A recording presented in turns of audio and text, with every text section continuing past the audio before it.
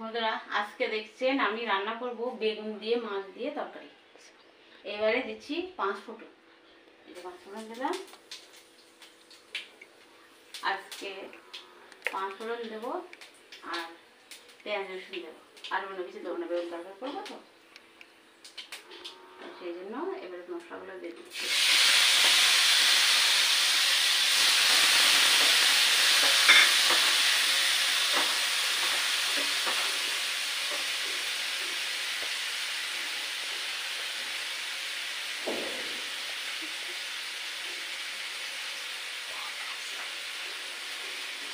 এই যে আলু কেটে রেখেছি,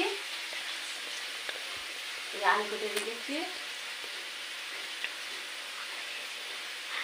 এই যে আলু, এই যে মাছ ভেজে রেখেছি, আর আপনাদের আগে দেখাইনি এই বেগুন কেটে রাখা আছে।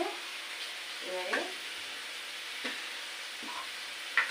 রান্না করবো, আপনাদের অল্প কিছুটা করে দেখাবো, সম্পূর্ণ ভিডিও আপনাদের আজকে দেখাবো না, কেটে দেখাবো। আমি গ্যাসটা লাগার করে ভাজি করে নেই, দিয়ে আলুটা পেঁয়াজের মধ্যে দিয়ে কষিয়ে নেব, দিয়ে মশলা টসা দিয়ে আলু পেঁয়াজও ভাজা হবে, দিয়ে আলু এর সাথে ভাজা কষানো হয়ে যাবে।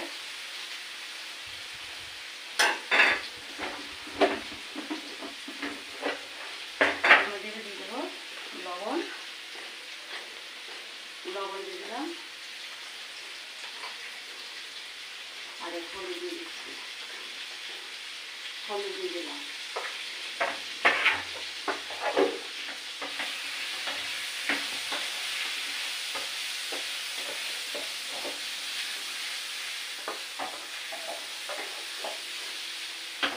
এইবারে একটু ঢাকা দেবো, নাড়াচাড়া করতে আলুটা সিদ্ধ হয়ে যাবে আর মশলাটা ভাজা হয়ে যাবে।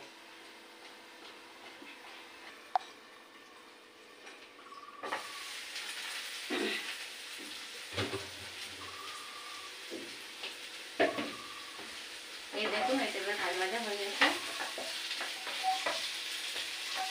এতে এবারে এই কাঁচা মরিচ দুটো দিয়ে দেবো, শুকনো মরিচ দেবো না, এরা ঝাল কম খায় তার জন্য কাঁচা মরিচ দিয়ে রান্না করবো। এবার এতে জল দেবো,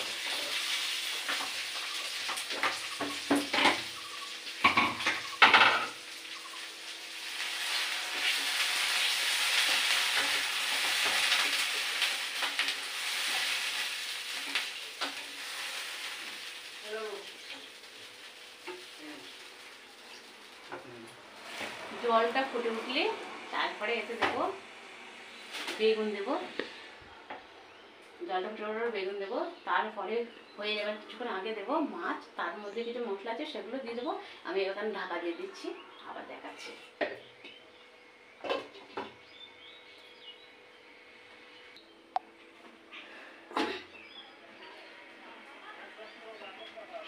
এই দেখুন এটা এবারে ফুটে গেছে, এবার আমি বেগুনগুলোকে দিয়ে দিচ্ছি। যে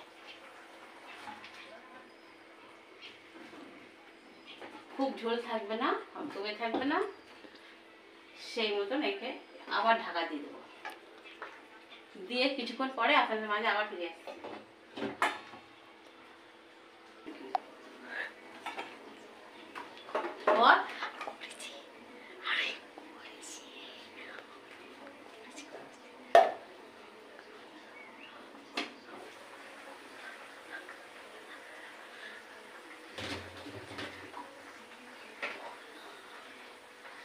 এবারে দেখুন এতে দিয়ে দেবো একটু চিনি দিচ্ছি,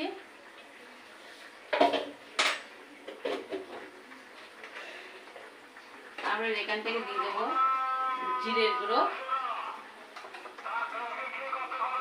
জিরে গুঁড়ো দিলাম, আর একটু গুঁড়ো মরিচ দিয়ে দিলাম,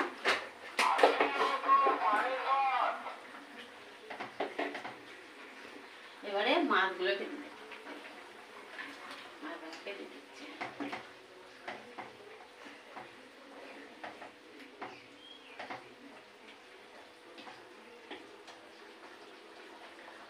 এখন কাঁচা লঙ্কা দিয়ে রান্না করলে কালারটা খুব সুন্দর আসে না, শুকনো লঙ্কা দিলে কালারটা অনেক ভালো আসে, কিছু কাঁচা লঙ্কায় রান্নার কালারটা অতটা সুন্দর আসে না, তবু কালারটা হয়।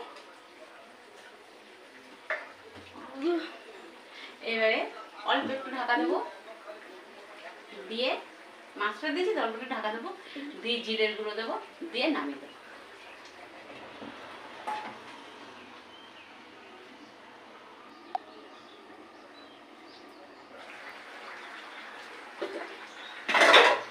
আপনাদের মাঝে আবার এসেছি, এবারে হয়ে গেছে, আর বাকি আছে দুটো জিনিস দিতে।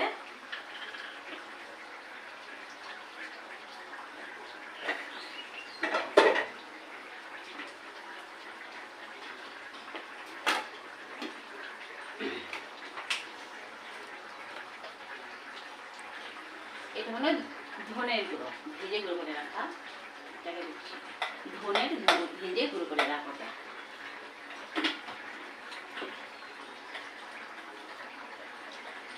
এটা হলো জিরার গুঁড়ো, ভেজেও গুঁড়ো করে রাখা, এটা ওই জন্য লাস্টে দিয়ে নামিয়ে দিচ্ছি।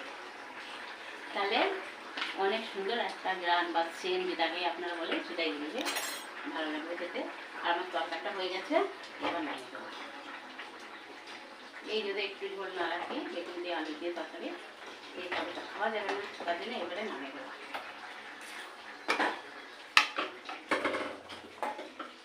এবার নামিয়ে আপনাদের দেখাচ্ছি ঢেলে যে কেমন লাগছে। দেখুন এই যে তরকারিটা বেগুন আলু দিয়ে মাছ দিয়ে তরকারি বানিয়েছি, তা খুব সহজে রান্নাটা হয়ে গেছে। অল্প মশলা দিয়ে, 5 ফোড়ন দিলে তো সব তরকারি ভালো লাগে। এখন 5 ফোড়ন আর পেঁয়াজ রসুন আর অল্প একটু আদা দিয়েছি, দিয়েই এই রান্নাটা তৈরি করা হয়েছে। আর লাস্টে হয়েছে জিরে ভেজে গুঁড়ো করে দিয়েছি, ধনে ভেজে গুঁড়ো করা ছিল, সেইগুলো লাস্টে দিয়ে নামিয়ে দিয়েছি। তাহলে খেতে খুব সুন্দর একটা গন্ধ, বা আপনারা গেরান বলেন যেটা বলেন সেটাই হলো। এখন রান্নাটা যদি আপনাদের ভালো লেগে থাকে তাহলে লাইক কমেন্ট শেয়ার অবশ্যই করবেন, আর সাবস্ক্রাইব করে দেবেন, আর আমার চ্যানেলের পাশে থাকবেন, আমার রান্না দেখতে থাকবেন। সবাই ভালো থাকবেন, বাই।